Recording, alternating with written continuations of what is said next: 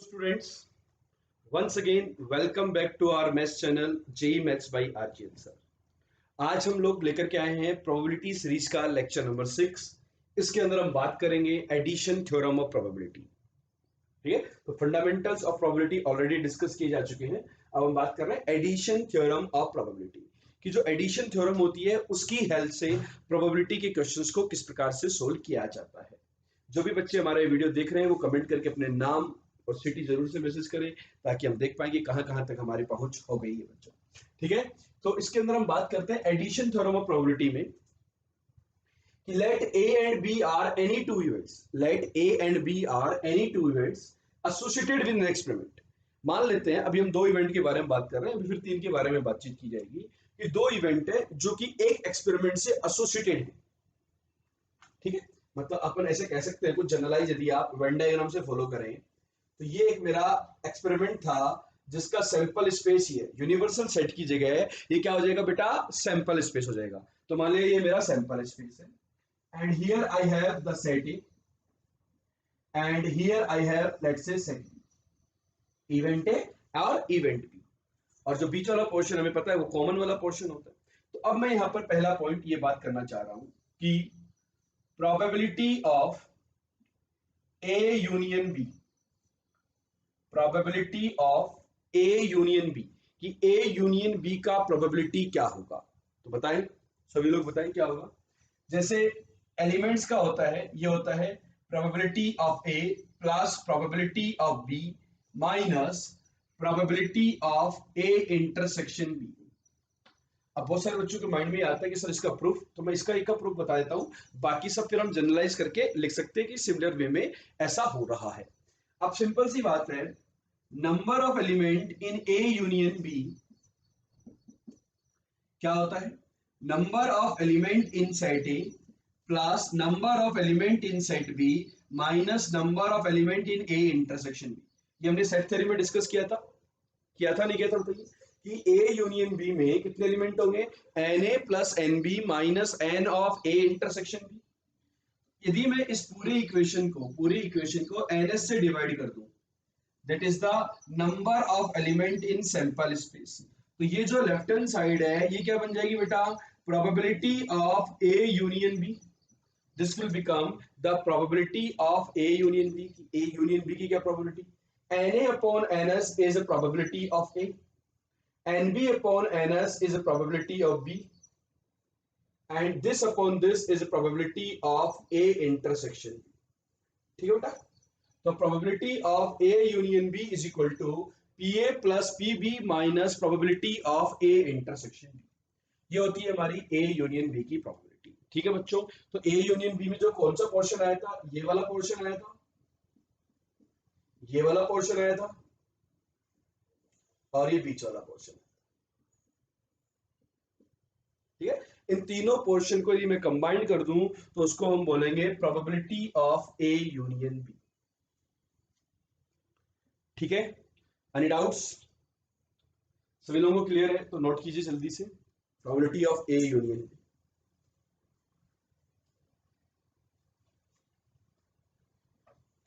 Second में यहां पे डिस्कस करूं यदि आपसे, तो probability of A minus B क्या होगा, probability of A minus B क्या होगा, मतलब elements present in A but not in B.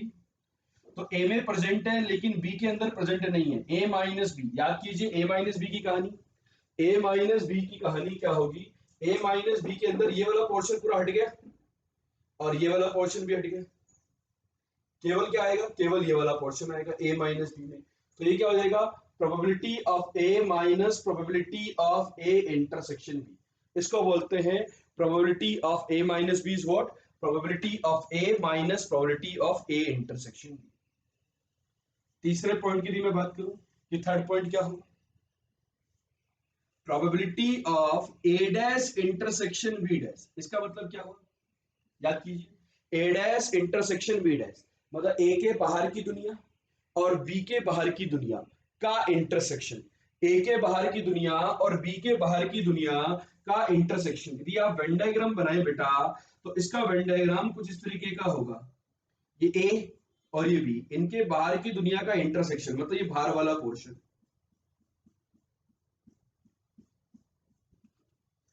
मतलब अंदर ए यूनियन बी के अंदर कुछ भी नहीं होगा। दैट मीन्स आप इसको ऐसा भी लिख सकते थे, ए यूनियन बी का डैश, डी मॉर्गन्स लो। डी मॉर्गन्स लो क्या कहता है, ए यूनियन बी का डैश, ए यूनियन बी का डैश ए डैश इंटरसेक्शन बी डैश होता है। अब किसी भी इवेंट का डैश का प्रोबेबिलिटी क्या होता है, one minus probability of that event. तो that means one minus probability of A union B, one minus probability of A union B. तो probability of A dash intersection B dash, इसकी जो value आएगी that will be one minus probability of A union B, ये होगी। ठीक है, ये हो गया ए डैश ए के बाहर और बी के बाहर की दुनिया का इंटरसेक्शन। क्लियर है बात, नोट कीजिए।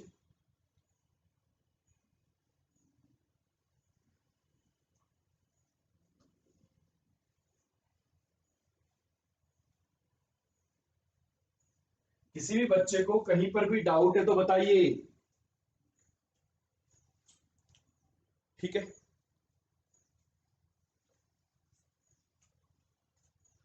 यदि मैं तीन इवेंट्स की बात करूं कि ए बी सी, यदि तीन इवेंट्स है, सपोज थ्री इवेंट्स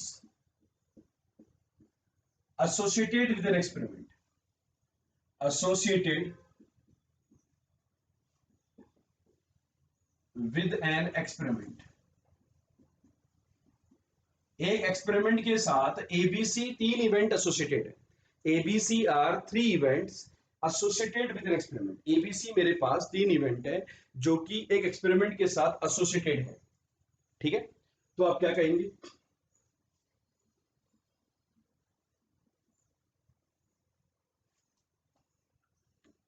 आप क्या कहेंगे इसमें,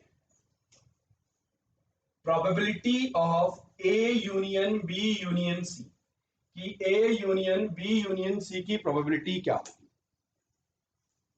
बताओ बच्चों कैसे करेंगे।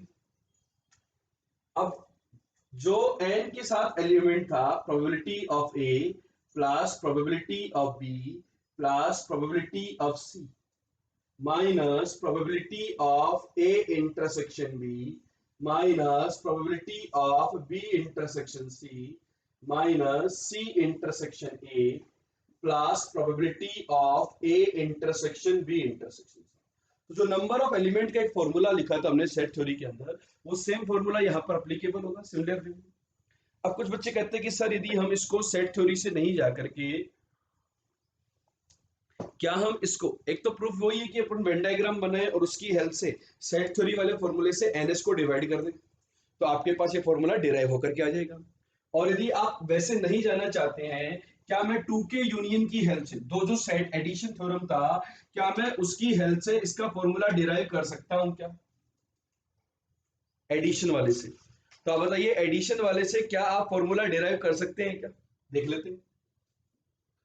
तो इसके प्रूफ के लिए मैं एक चीज बता रहा हूँ आपको, एडिशन वाले से करके बता रहा हूँ। वेन डायग्राम से तो क्लियर रही सबको कि वेन डायग्राम से कैसे करते हैं, मैं एडिशन वाले फॉर्मूले से बताता हूँ आपको।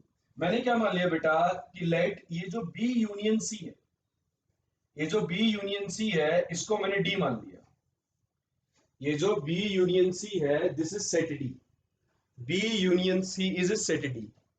तो आप क्या कहेंगे, probability of A union D, probability of A union D, A union D क्या होगा, ये होगा probability of A plus probability of D minus probability of A intersection D. ठीक, तो probability of A, D, D की जगह क्या आ जाएगा, probability of B union C minus probability of A intersection B union C. ठीक है, this is nothing but probability of A, इसका फॉर्मूला लिख दो बी यूनियन सी का, probability of B plus probability of C minus probability of B intersection C. ठीक, इसकी बात करो, इसका फॉर्मूला क्या होगा, यहां पर डिस्ट्रीब्यूटिव प्रॉपर्टी लगेगी, A intersection B union C जो होता है ये होता है A intersection B union A intersection C. क्या होता है A intersection B union A intersection C. तो इसका फॉर्मूला क्या हो जाएगा प्रोबेबिलिटी का, माइनस बार रखो, probability of A intersection B, दो सेट्स का यूनियन, एक ये और एक ये। तो दो सेट का जो यूनियन होगा वो क्या करेगा, प्रोबेबिलिटी ऑफ पहला सेट प्लस प्रोबेबिलिटी ऑफ दूसरा set minus probability of intersection of these two, A intersection B इसका इंटरसेक्शन ए इंटरसेक्शन सी। ठीक, तो ये क्या हो गया, probability of A plus probability of B plus probability of C। ये माइनस का बन रहा है बेटा probability of B intersection C, ये माइनस का आपका आ जाएगा probability of A intersection B, और ये माइनस का आ जाएगा probability of A intersection C। अब ये क्या होगा देखो, माइनस का माइनस ये क्या हो जाएगा प्लस, माइनस का माइनस ये क्या हो जाएगा plus, probability of A intersection B और उसका इंटरसेक्शन ए इंटरसेक्शन सी के साथ, मतलब ए का बी के साथ इंटरसेक्शन, ए का सी के साथ इंटरसेक्शन, और फिर उन दोनों का भी इंटरसेक्शन, मतलब that is nothing but probability of A intersection B intersection C. ठीक है, तो ये आपका ये जो फॉर्मूला है ये किसका फॉर्मूला डेराइव हो गया बेटा, A union B union C, A union B union C. जो फॉर्मूला लिखा था ये हमने टू सेट के एडिशन से डेराइव कर दिया। तो हम इस तरीके से भी जा सकते हैं और वेन डायग्राम वाले तरीके से भी जा सकते हैं। जस्ट कुछ कई बार बच्चों को ये रहता है कि सर हम क्या और किसी तरीके से without any Venn diagram using the two sets can be prove the union of the three sets. Clear, तो बच्चों नोट कर लीजिए। क्लियर हो गया, तो ये तो यहाँ पर इस पार्ट की थ्योरी। अब हम आगे बात करते हैं इन पे क्वेश्चंस के बारे में। ठीक है, तो आई होप सभी ने नोट कर लिया होगा। चले,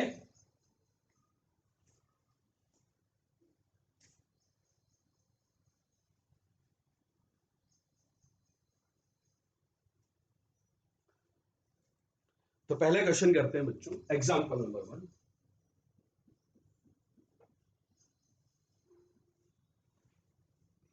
हमें कुछ इंफॉर्मेशन गिवन है, suppose probability of A union B is equal to 3/4, probability of A intersection B is equal to 1/4, and probability of A dash is equal to 2/3. Probability of A dash is equal to 2/3. Find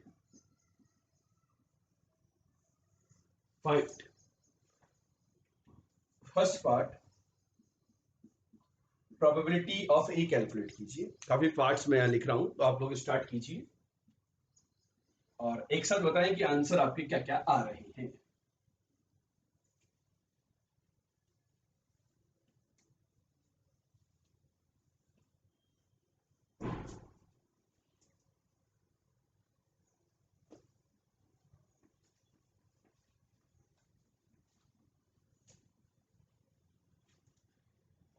तो बच्चों बताओ probability of A क्या होगा, second part probability of B क्या होगा, third part probability of A intersection B dash क्या होगा, fourth part probability of A dash intersection B क्या होगा, probability of A dash intersection B dash क्या होगा, and the sixth part probability of A dash union B dash क्या होगा।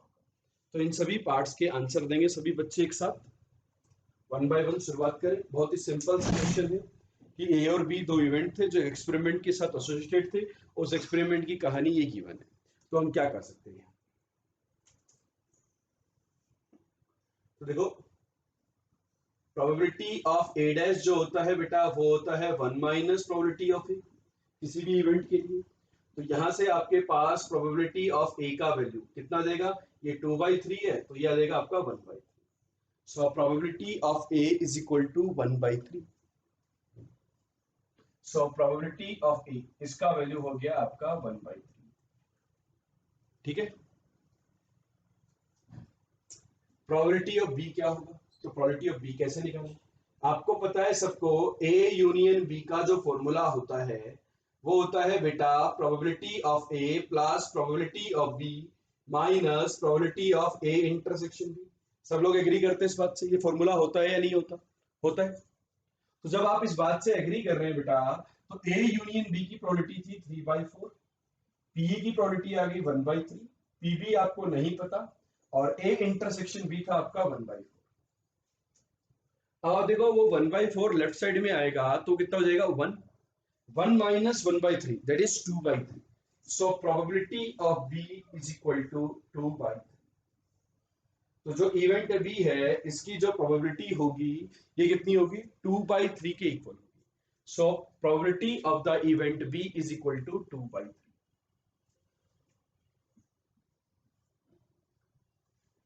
ठीक। अब मैं बात करता हूं ए इंटरसेक्शन बी डैश के बारे में, कि ए का इंटरसेक्शन बी डैश के साथ करेंगे तो ये क्या होगा। तो डायरेक्टली लिख सकते हैं आप, this is A minus probability of A intersection B. A में से बी के हटा दो, मतलब ए में से ए इंटरसेक्शन बी वाले हटा दो, तो ये आ जाती है probability of A intersection B dash. तो ए बोले तो 1/3, ए इंटरसेक्शन बी बोले तो 1/4। 1/3 में से 1/4 जाएगा तो ये बचेगा 1/12। कितना बचेगा बेटा? 1/12। ए डैश इंटरसेक्शन बी, ये क्या होगा? Probability of B minus probability of A intersection B. Probability of B, probability of B is 2/3 minus A intersection B is 1/4। 2/3 में से 1/4 गया तो कितना हो जाएगा? 8 माइनस 3 5/12।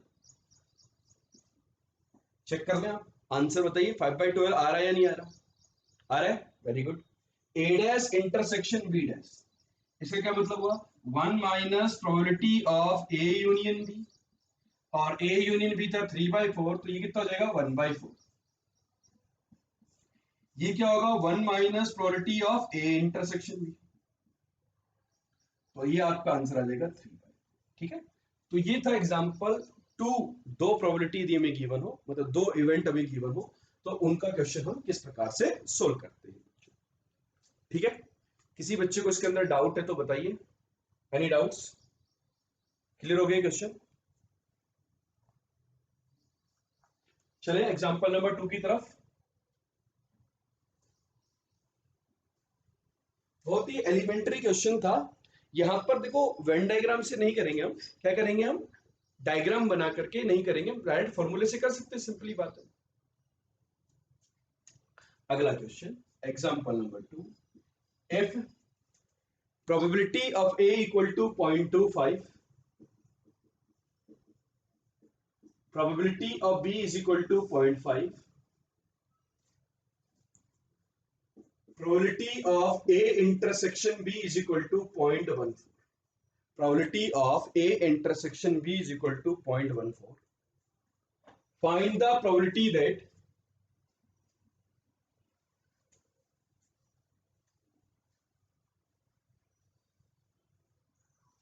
find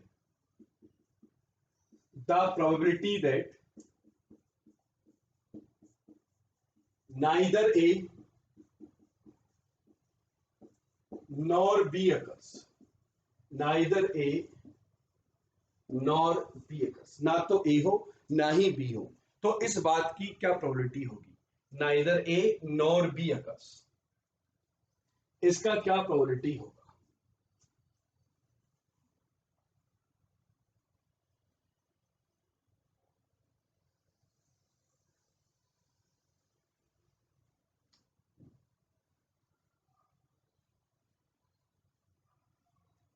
बताए बच्चों,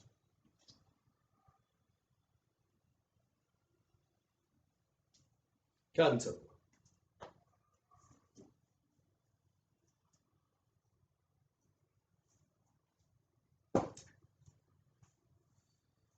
ना तो ए हो और ना ही बी हो, इस बात की क्या प्रोबेबिलिटी होगी?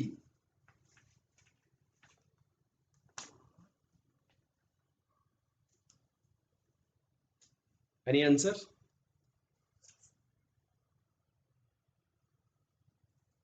तो आप सिंपली बोलोगे नाइदर ए नॉर बी, इसका मतलब क्या हुआ? ए डैश इंटरसेक्शन बी डैश, और ना तो ए हो और ना ही बी हो, ए डैश इंटरसेक्शन बी डैश, ए डैश इंटरसेक्शन बी डैश, जो होता है बेटा वो क्या होता है, ए के भी बाहर और बी के भी बाहर, मतलब ये वाला पोर्शन ना तो ए हो ना बी हो। तो basically this is 1 minus probability of A union B, 1 minus probability of A union B. तो आपको बेसिकली ए यूनियन बी की वैल्यू निकालनी है। अब देखो probability of A union B का फॉर्मूला क्या होता है, वो होता था P A plus P B minus probability of A intersection B. So PA was 0.25, PB was 0.5 and this is 0.14. So 0.75 में से ये गया तो ये आ जाएगा 0.61। कितना जाएगा 0.61। So 1 minus 0.61, this is 0.39। क्या आंसर आएगा, A dash intersection B dash, ये जो प्रोबेबिलिटी होगी बेटा इसकी वैल्यू होगी 0.39 की। क्लियर है सभी बच्चों को? किसी भी बच्चे को यहां तक यदि किसी भी प्रकार का डाउट है तो पहले पूछ लें।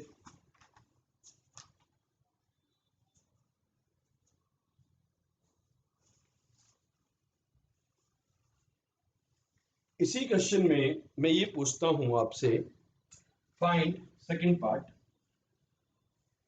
Find second part A intersection B bar, find A intersection B bar, इसकी प्रोबेबिलिटी बताएं। तो सभी बच्चे इसको सॉल्व करके बताएं कि ए इंटरसेक्शन बी बार की वैल्यू क्या होगी।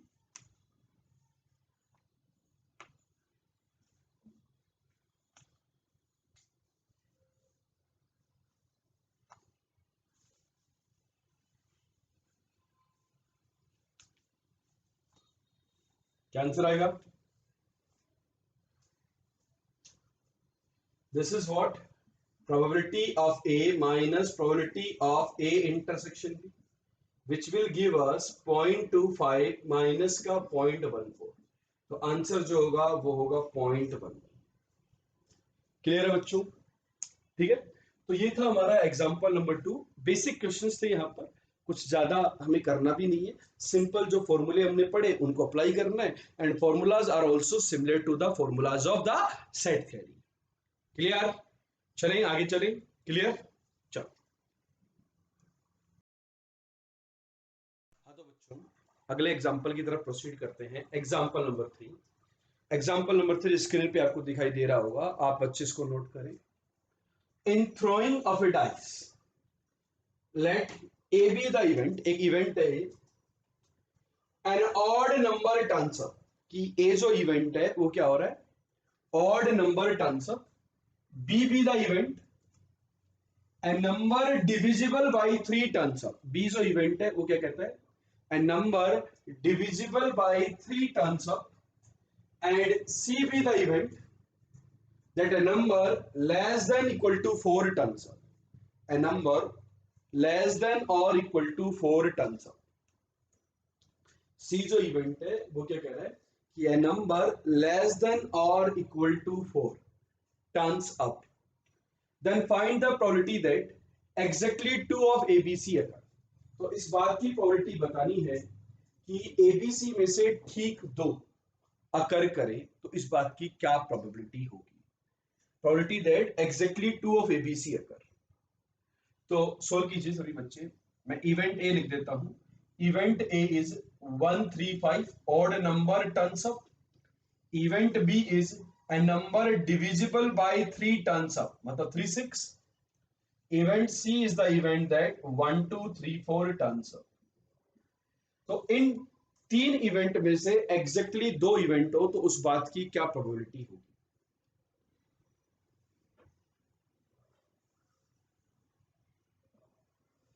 A B C, A B C, ये 3 तो यहां कॉमन आ गया। ए और बी में क्या कॉमन था, 3 था, तो यहां कुछ नहीं आएगा। बी और सी में क्या कॉमन था, 3 था, वहां भी कुछ नहीं आएगा।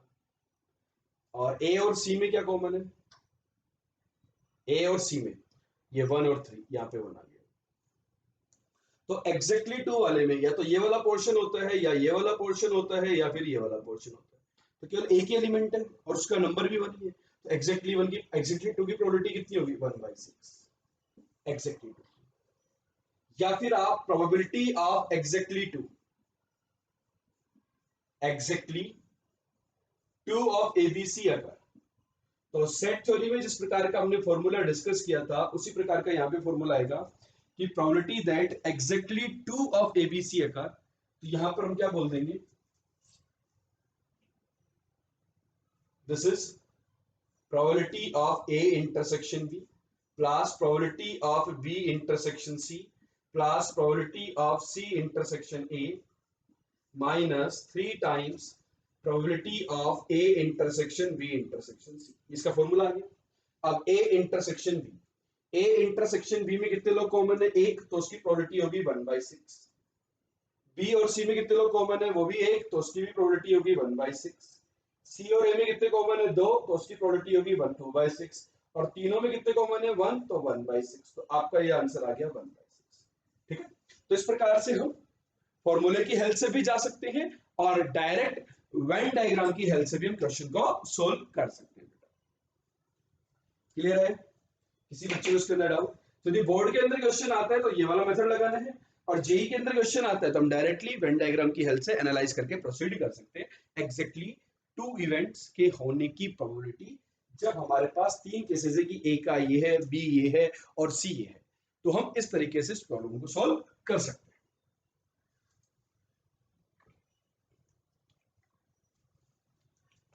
Clear, any doubts? चलें आगे चलें,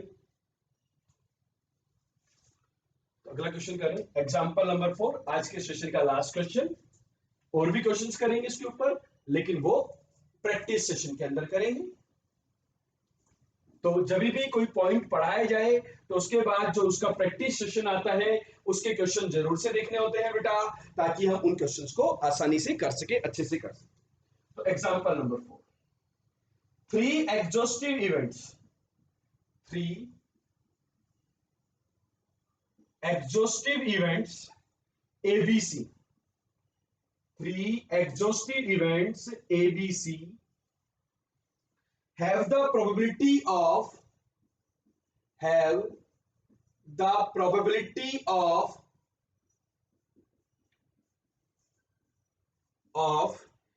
their simultaneous occurrence, their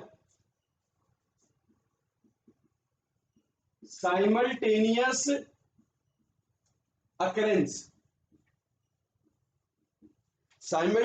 occurrence p square. मतलब जो तीन इवेंट है वो तीनों इवेंट कैसे एग्जॉस्टिव इवेंट्स हैं, और उनके जो साइमल्टेनियस अकरेंस की जो प्रोबेबिलिटी है बेटा, that is equal to P square. वो किसके इक्वल है, पी स्क्वायर के इक्वल है। If probability of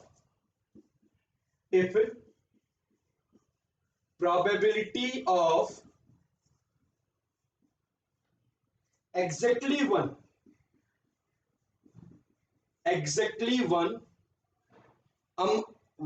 among any two is P, find P। probability of exactly one among any two is P, find the value of P। तो P का value बताइए कि P का value क्या होगा। तो सोल्व कीजिए सभी बच्चे, बहुत ही सिंपल सा क्वेश्चन है, बहुत ही सिंपल अप्रोच है, सभी बच्चे इसको सोल्व कर सकते हैं। मॉडरेट लेवल का क्वेश्चन है ये, ना तो आसान है ना टफ है, this is of the moderate category. Question की हर एक लाइन का मतलब समझिए कि वो कहना क्या चाह रहा है, और उसको फिर मैथमेटिकल एक्सप्रेशन के फॉर्म में एक्सप्रेस करने की कोशिश कीजिए, आपका आंसर आ जाएगा।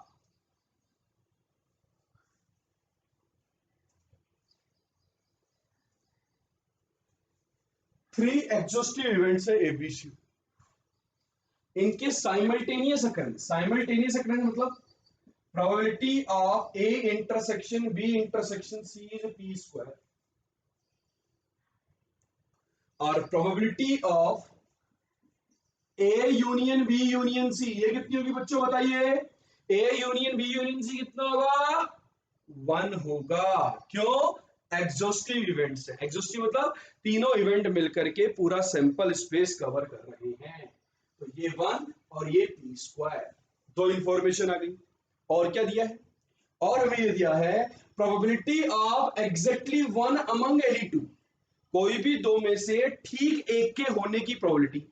तो ठीक एक मतलब कोई भी दो, मतलब ए और बी की यदि मैं बात करूं तो probability of A plus probability of B minus twice of probability of A intersection B.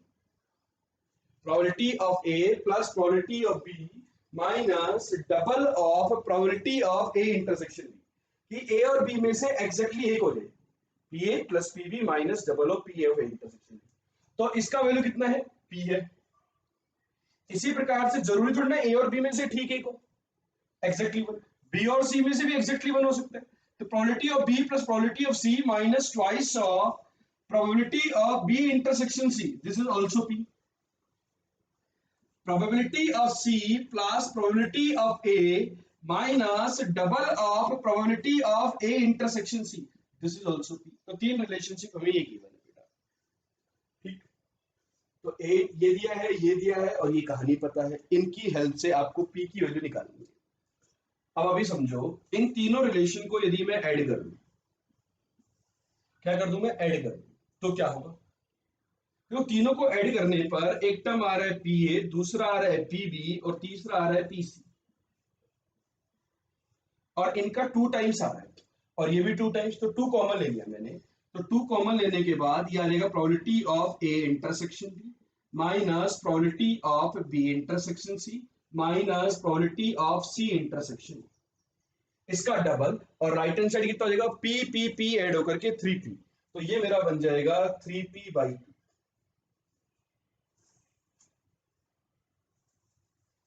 ठीक। अब आप याद कीजिए A union B union C का फॉर्मूला, जिसकी वैल्यू कितनी है? 1, ये किसके इक्वल होगा?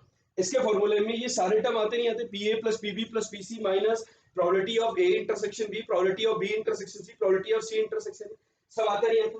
तो इन सारी वैल्यू को यहाँ रख दें 3p/2, और प्लस में क्या आता है? Probability of A intersection B, ये आ गया, ये फॉर्मूला। ये रिलेशनशिप आ गई आपकी। ये रिलेशनशिप क्या है? ये रिलेशनशिप है बेटा 2p square plus 3p minus 2 equal to 0। इसके लिए फैक्टर करूं 2p minus 1 into p plus 2, तो p की दो वैल्यू आ गई, p इज 1/2 एंड -2। आप सभी को पता है p का वैल्यू -2 तो हो नहीं सकता, तो p का जो फिजिबल वैल्यू है, पॉसिबल वैल्यू है, that is only one value and that is p equals to 1/2। तो यहां पर जो p का जो वैल्यू पूछा गया, प्रोबेबिलिटी थी p that lies in the interval 0 to 1, so p cannot be negative and p lies in the interval 0 to 1, so acceptable value of p is 1/2। ठीक है, तो ये पूछा गया था क्वेश्चन के अंदर कि find the value of p, तो जो p की वैल्यू आ रही है बेटा इस क्वेश्चन में वो आ रही है 1/2। ठीक है बच्चों, तो आई होप ये कॉन्सेप्ट आपको क्लियर हो गया होगा। किसी भी बच्चे को इसके अंदर डाउट है तो वो पूछ सकता है। तो जो आज का ये जो लेक्चर था इसके अंदर हमने बात करी थी probability of addition theorem, addition theorem के बारे में बात करी थी, 2 सेट 3 सेट, कुछ क्वेश्चन हमने यहाँ कवर किए। नेक्स्ट जो लेक्चर होगा हमारा लेक्चर नंबर 7, उसके अंदर आपको लिंक अभी स्क्रीन पे नजर भी आ रहा होगा, आप उसके थ्रू देख सकते हैं कि हम लेक्चर 7 के अंदर इसी एडिशन थ्योरम के ऊपर कुछ और बहुत ही इंपॉर्टेंट जेईई एडवांस लेवल की प्रॉब्लम की प्रैक्टिस, सिंपल और एडवांस लेवल की प्रॉब्लम प्रैक्टिस करने वाले हैं बच्चों। ठीक है, तो देखते रहिए और सबको पढ़ाते रहिए। Bye bye.